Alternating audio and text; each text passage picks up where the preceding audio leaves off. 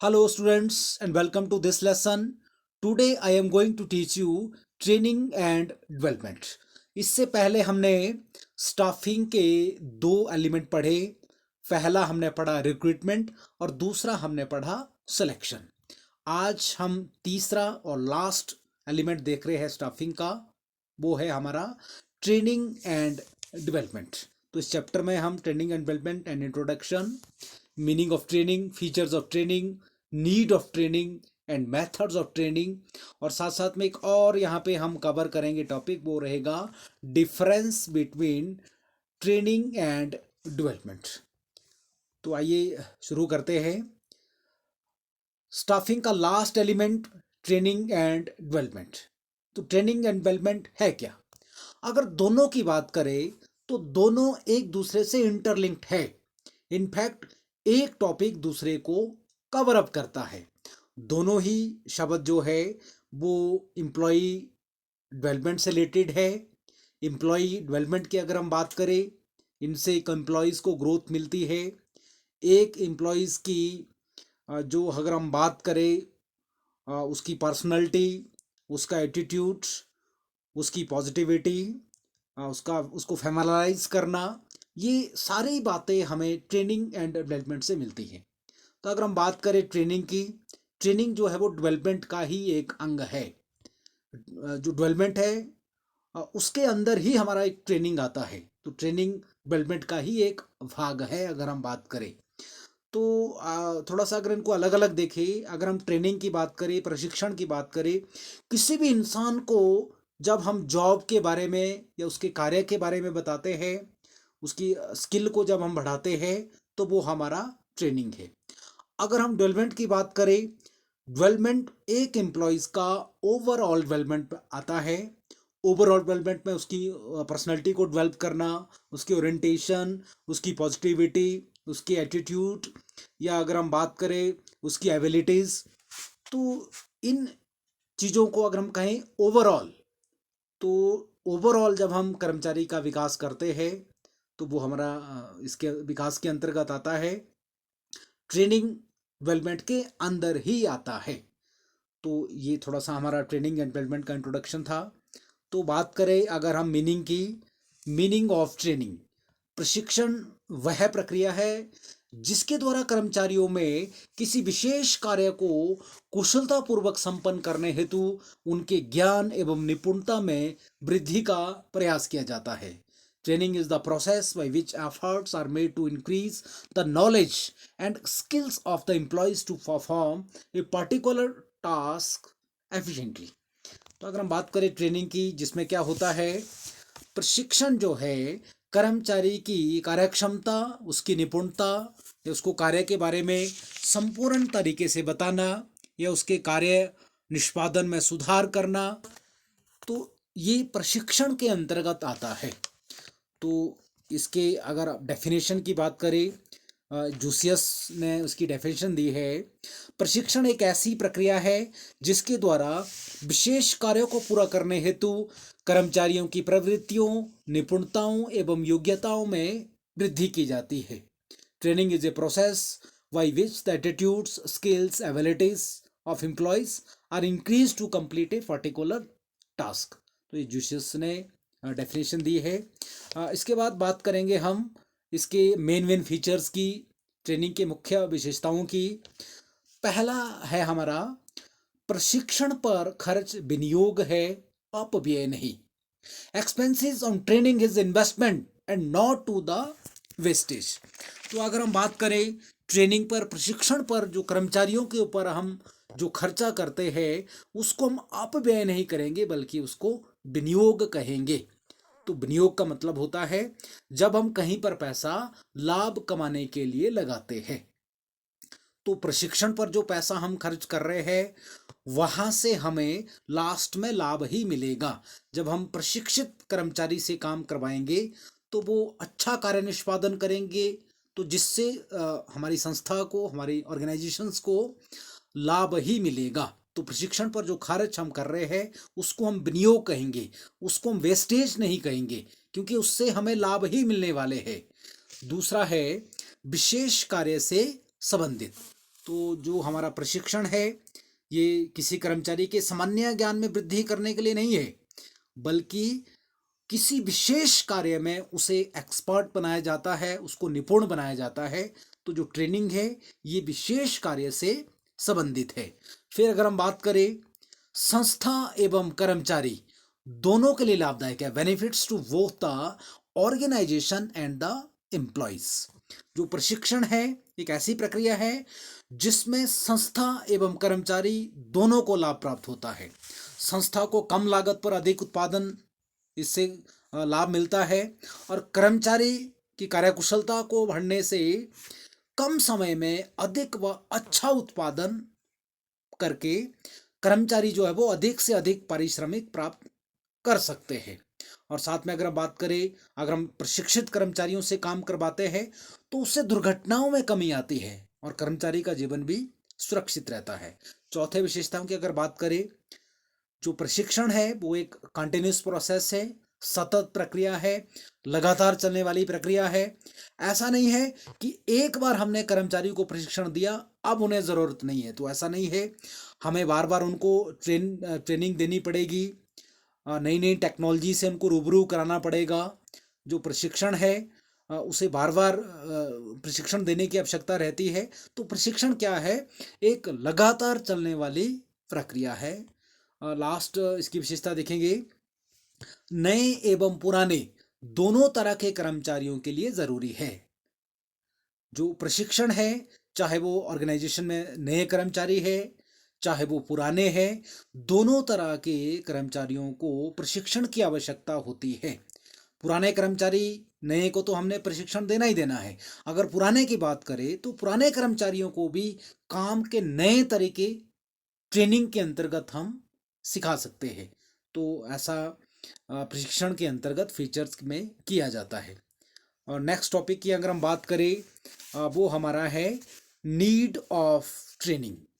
प्रशिक्षण की आवश्यकता, पहली आवश्यकता माल एवं मशीन का मितव्ययी तथा सही प्रयोग, most economical and the best use of material and equipments. तो ये संगठन को लाभ भी हम कह सकते हैं, कुछ एक संगठन को लाभ होते हैं और कुछ एक कर्मचारी को लाभ होते हैं ट्रेनिंग देने से। तो अगर हम बात करें माल एवं मशीन का हम सही ढंग से प्रयोग करा सकते हैं कर्मचारियों से जब वो ट्रेंड होते हैं। अगर हम अनट्रेंड कर्मचारियों से माल तैयार करेंगे या मशीन को चलाएंगे, जिससे हमें कहीं ना कहीं नुकसान ही उठाना पड़ेगा, क्योंकि अप्रशिक्षित जो कर्मचारी होते हैं वो ना तो उत्पादन सही ढंग से कर पाएंगे और ना ही मशीन को सही ढंग से चला पाएंगे। तो सही ढंग से अगर अपने ये काम करवाना है तो हमें कहीं ना कहीं कर्मचारियों को ट्रेनिंग देनी ही पड़ेगी, ट्रेन उनको करना पड़ेगा। साथ में उत्पादन की किस्म एवं मात्रा में सुधार, ऑटोमेटिकली जब प्रशिक्षित कर्मचारियों से हम काम करवाएंगे, उत्पादन कम लागत पर हम अधिक उत्पादन करेंगे, लाभ कमाएंगे। तो जिससे क्या होगा, उत्पादन लागत में कमी आएगी, ऑटोमेटिकली उससे उत्पादन की बढ़िया किस्म तैयार होगी और साथ साथ क्वालिटी के साथ साथ क्वांटिटी भी बढ़ेगी, उसमें भी इम्प्रूवमेंट आएगी। तीसरा अगर हम आवश्यकता की बात करें वो है हमारा लेस रिक्वायरमेंट ऑफ सुपरविजन, पर्यवेक्षण की कम ज़रूरत पड़ती है। जो हमारे ट्रेंड एम्प्लॉयज़ हैं उनको उतने मतलब पर्यवेक्षक जो है ज़्यादा नज़र रखने की आवश्यकता नहीं पड़ती है पर्यवेक्षक को। तो पर्यवेक्षक को पता होता है, सुपरवाइज़र को पता होता है कि जो भी कर्मचारी है वो हमारे ट्रेंड है, प्रशिक्षित है, तो वो काम अच्छे ढंग से करेंगे। तो जो पर्यवेक्षण का काम है वो सही ढंग से चलता है, पर्यवेक्षण की कम ज़रूरत पड़ती है अगर हमारे पास प्रशिक्षित कर्मचारी हो।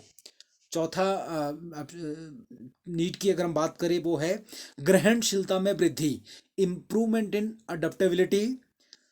ट्रेंड जो कर्मचारी होते हैं वो कार्य को एकदम से समझते हैं, एकदम से उसको अडॉप्ट कर लेते हैं, जिससे हमें कार्य के दोहराव में या कार्य को बार बार बताने की आवश्यकता नहीं रहती है।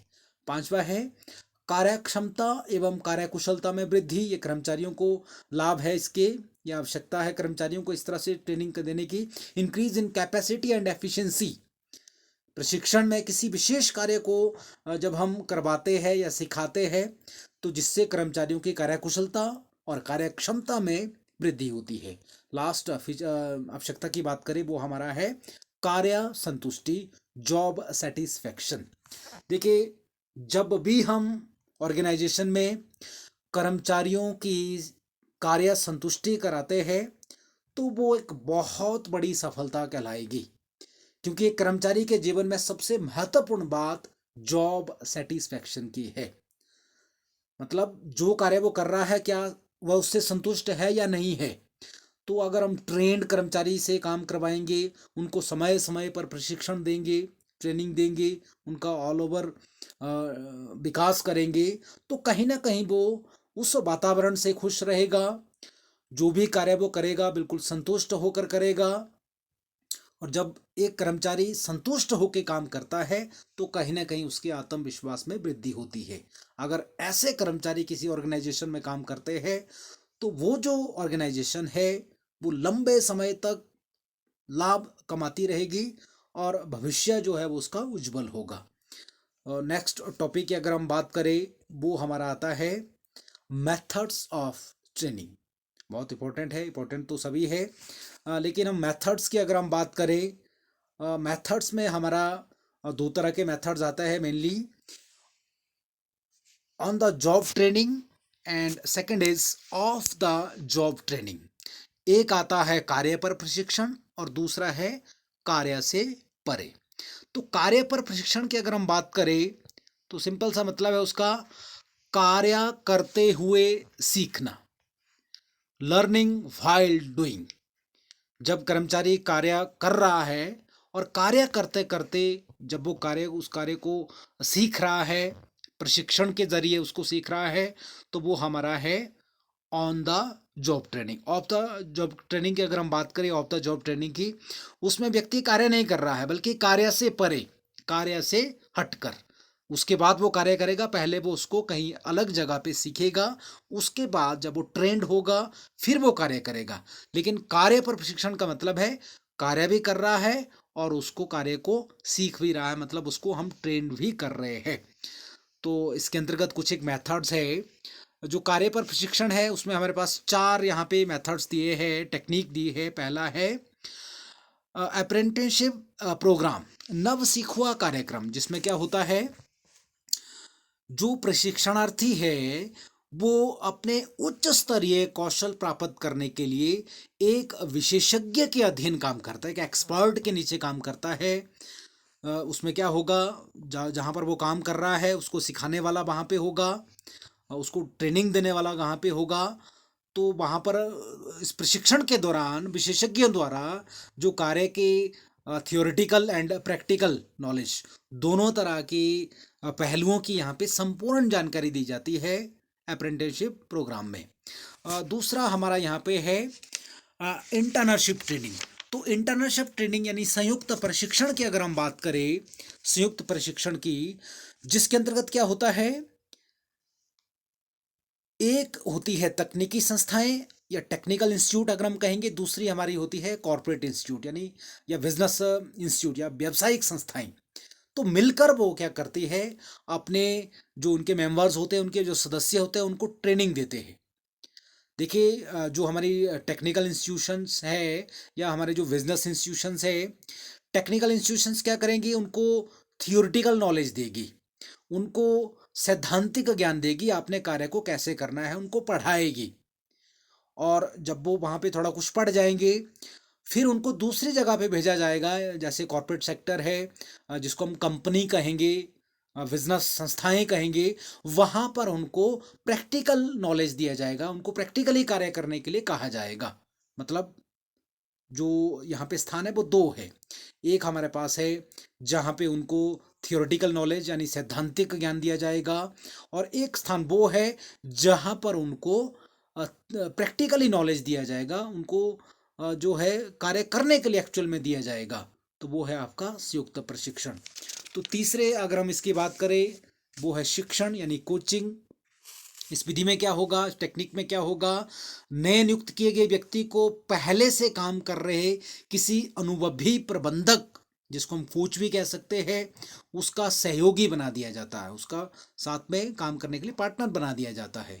कुछ समय तक वह उस जो प्रबंधक, उसका वरिष्ठ प्रबंधक है या वरिष्ठ जो भी कर्मचारी है, उसकी कार्य प्रणाली को देखेगा कि वो कैसे काम कर रहा है और उसे समझने का प्रयास करेगा, और उसके बेस पे वो धीरे धीरे उसको समझता जाएगा, और जब वो पूरी तरह से समझेगा फिर वो उस कार्य को करेगा। मतलब एक कोच के अधीन जब उसको ट्रेनिंग दी जाती है। लास्ट इसमें है पद बदली, जॉब रोटेशन। देखिए इसमें क्या होगा कि जब कर्मचारी विभाग में जाता है, वहाँ पर एक संस्था में बहुत सारे विभाग होते हैं, तो बारी बारी से सभी विभागों में कर्मचारी को ट्रेनिंग दी जाएगी, ताकि अगर ज़रूरत पड़े किसी भी विभाग में काम करने की, तो कर्मचारी अ, उस विभाग में कार्य करने के लिए पहले से ही तैयार हो। तो उसके लिए हमें सभी विभागों में कर्मचारियों को प्रशिक्षण देना पड़ेगा। दूसरा हम बात करेंगे कार्य से परे में, पहला हमारे पास है कक्षा व्याख्यान, क्लासरूम लेक्चर। देखिए ये कार्य से परे, यहाँ पे कार्य नहीं हो रहा है, पहले में कार्य हो रहा था, साथ साथ में ट्रेनिंग। यहाँ पे कार्य नहीं है बल्कि कार्य से हट कर है। जैसे क्लासरूम में लेक्चर देना, कि कर्मचारियों को प्रबंधकों के द्वारा सैद्धांतिक ज्ञान, या प्रबंधकों को ही इस तरह का सैद्धांतिक ज्ञान कहीं पे क्लासरूम टाइप में लेक्चर देना, या अगर हम कहेंगे कहीं पे हमें कॉन्फ्रेंस कर रहे हैं तो कॉन्फ्रेंस हॉल में किसी एक्सपर्ट के द्वारा उनको प्रशिक्षण देना। साथ में चलचित्र है, फिल्म है, ये भी एक बहुत प्रभावशाली टेक्निक है और इफेक्टिव है, जिसमें जहाँ स्किल का प्रदर्शन करना ज़रूरी हो, वहाँ पर हम इस तरह के टेक्निक का इस्तेमाल करते हैं। तो एक फिल्म दिखाकर व्यक्ति को उस कार्य के बारे में प्रशिक्षण दिया जाता है। केस स्टडी मेथड्स, समस्या अध्ययन प्रणाली, जिसमें क्या होता है, एक वरिष्ठ प्रबंधक क्या कर सकता है, अपने परीक्षार्थी प्रबंधकों को एक समस्या सुलझाने के लिए कहा जाता है। तो जो भी परीक्षार्थी है, जो भी वहाँ पे ट्रेनर है, वो क्या करेंगे, अपने अपने ज्ञान एवं अनुभव के आधार पे समस्या को हल करने का प्रयास करते हैं, और जो भी समस्या वो समस्या का समाधान करते हैं, एक दूसरे से मिलान करते हैं। मिलान होने पर आपस में वो तर्क वितर्क करते हैं कि किसने समस्या का समाधान कैसे किया, यानी हमने कैसे एक केस को स्टडी करके उसका समाधान निकालना है। फिर हमारा है कंप्यूटर मॉडलिंग। ये कंप्यूटर पर आधारित प्रशिक्षण है, जिसमें जो ट्रेनी होता है वे अपने कौशल में वृद्धि करने के लिए कंप्यूटर का प्रयोग करता है। कंप्यूटर के माध्यम से वो ट्रेनिंग लेता है कि कैसे हमने किसी कार्य को अच्छे ढंग से करना है। फिर हमारा प्रकोष्ठशाला प्रशिक्षण है, जिसके अंतर्गत नए कर्मचारियों को प्रशिक्षण देने के उद्देश्य से अलग से एक प्रशिक्षण केंद्र की स्थापना की जाती है। एक अलग ही प्रशिक्षण केंद्र की स्थापना की जाएगी, जहां पर एक अनुभवी एवं प्रशिक्षित प्रशिक्षक को इसके अंदर का अध्यक्ष नियुक्त किया जाता है। वहां पर औजारों, मशीनों को इस ढंग से लगाया जाता है ताकि कारखाने किसी जैसी परिस्थिति उत्पन्न हो जाए, वैसे ही कर्मचारी उससे प्रशिक्षित हो। और लास्ट है नियोजित अनुदेश, प्रोग्राम्ड इंस्ट्रक्शन। तो इसमें क्या होता है, इसमें जो भी परीक्षार्थी और जो परीक्षक होते हैं, वो पहले से ही प्रोग्राम्ड इंस्ट्रक्शन रखते हैं, जिसके आधार पर वहाँ पर जो भी कार्य करने के लिए कहा जाता है, किसी संक्षिप्त घटना पर विचार, या नियोजित अनुदेश में अगर हम बात करें, एक संक्षिप्त घटना को कक्षा में विचार करने के लिए रखा जाता है। जो परीक्षक है वो अपने विद्यार्थी से सभी आपस में तर्क वितर्क करने के लिए, एक उचित समस्या का समाधान ढूंढने के लिए कह सकते हैं। तो इस विधि में जो विद्यार्थी है वो अपने प्रशिक्षक से पूछताछ करके भी महत्वपूर्ण जानकारी ले सकता है। तो ये था हमारा मेथड्स ऑफ ट्रेनिंग। तो चलिए यहाँ पे हम अपने टॉपिक को ख़त्म करते हैं। Thank you very much watching for this video. I will see you next. Until then, all the best.